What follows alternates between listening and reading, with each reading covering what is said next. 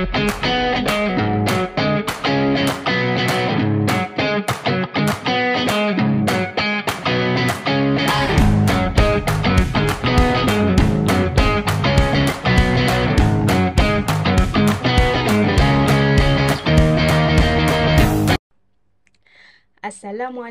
warahmatullahi wabarakatuh dan salam sejahtera.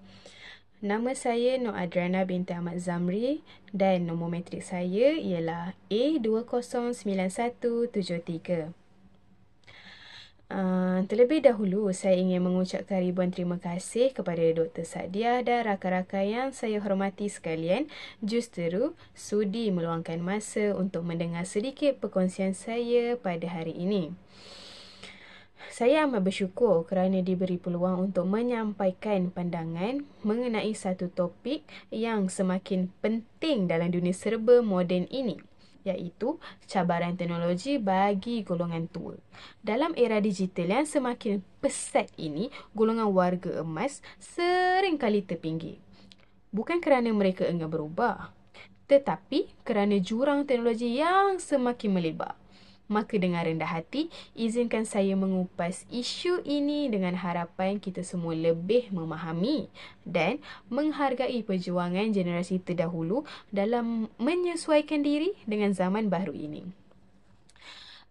Kita semua tahu teknologi berkembang dengan sangat pantas.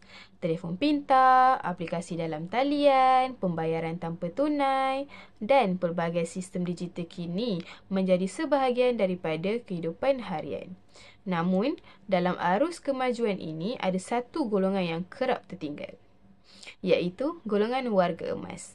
Antara cabaran utama yang dihadapi oleh golongan tua ialah kekurangan pengetahuan dan pendedahan.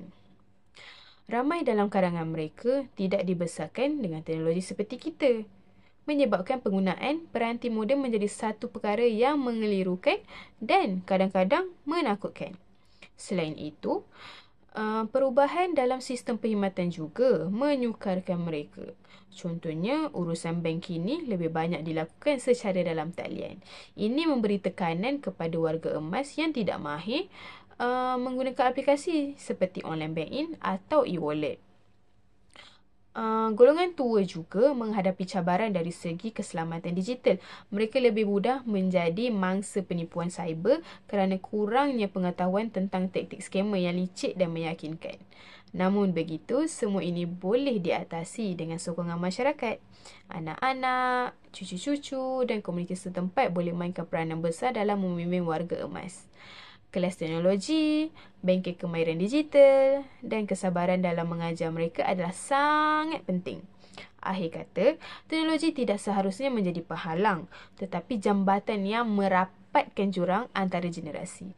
Marilah kita bersama-sama memastikan tiada siapa yang ketinggalan dalam dunia digital ini. Sekian sahaja daripada saya. Terima kasih.